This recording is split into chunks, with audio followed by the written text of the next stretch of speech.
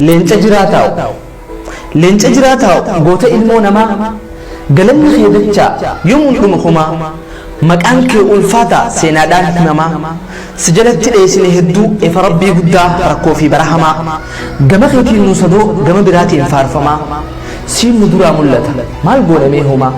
waa hedduu si obsine tanut jirtu baasuma barbee khaalee ayyuu hedduu qabnaa khambiyaa bilammiisaatu layahaduu harka diinaa jira ukko anfameen jiddu hidhaa fi tumaa jecha nurraa kaasuul goojarri hin baddu rabbummaan bilisummaa nu hafiduu rabbumaan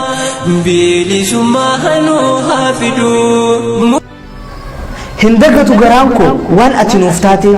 aduu guyyaa rakkoo kan silaa wayyaaleef nafxanyaan qabee wal jidduun nu gate goota ilmoo namaa bar isaan nu cinaa dhaabbate ifa rabbii guddaa isaan nu cinaa dhaabbate waa hedduu nuuf ta'e yoom takkaa garaan waan ati gate rabbii tokkichaa wajjin gadda meeqa nuuf taate garaan hayyuu bal'aa diida rakkoon qabne ajjaa kannaa beeku kan harkin hollanne kaayyoo sabaatirraa if duuban kaayinne lubbuu saatuu baasee kanne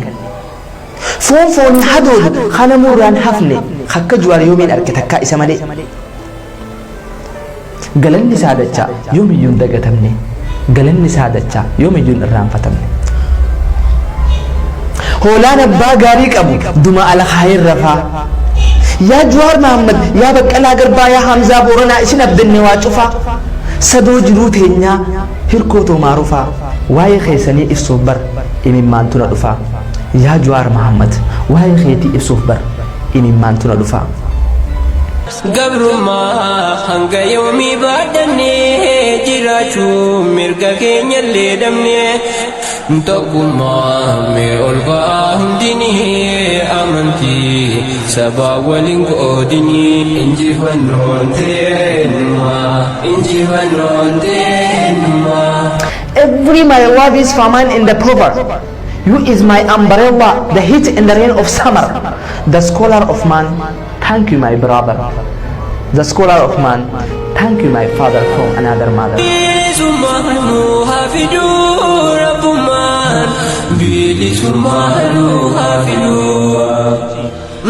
barbee khaalee ayyuu hedduu qabnaa khambiyaa bilammiisaatu layahaduu harka diinaa jira ukko anfameen jiddu hidhaa fi tumaa jecha nurraa kaasuul goojarri hin baddu rabbummaan bilisummaa nu hafiduu rabbummaan bilisummaa nu hafiduu murtii haqaa dhabne iine mootummaan qabroomsaan nuuf hin tahane birmadhu minu yaa rabbi bilisummaan nu dhaqqabiye birmadhu minu yaa rabbi bilisummaan nu dhaqqabiye